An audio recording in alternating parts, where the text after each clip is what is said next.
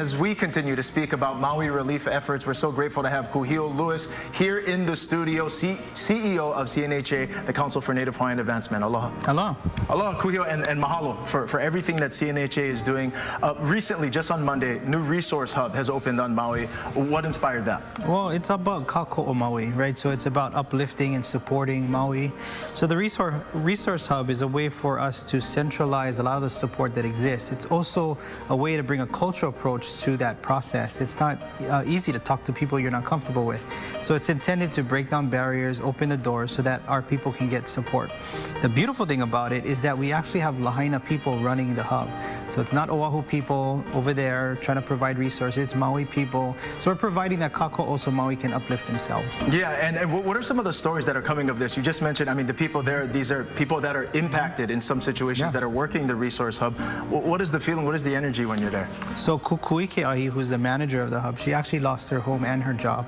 So, I mean, you know, and she says it best. And she says that, you know, who better can connect with these families than someone who's in the situation themselves. But it's, you know, it's about a story of hope as well. I think that's what we're going to see emerge from this, is them providing support to one another really inspires hope for the future of Lahaina. And I'll never forget when the situation was first taking place in Lahaina and Maui. I mean, instantly, I want to say within a day or two, via social media, the Council for Native Hawaiian Advancement, I saw this pledge and this donation fund that was set up. Where are we at right now on that? Yeah, you know, we've been able to raise over $7 million. And Wow.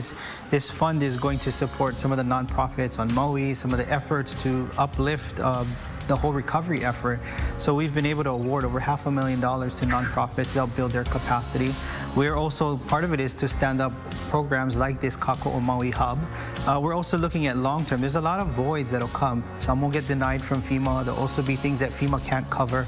So this fund will provide that added support that families are going to need. And you mentioned in terms of resources, money, many things are needed. And then even employment opportunities. How is CNHA kind of envisioning the future as this situation continues to progress? Yeah, so just today we announced that we're launching a series of workforce development programs.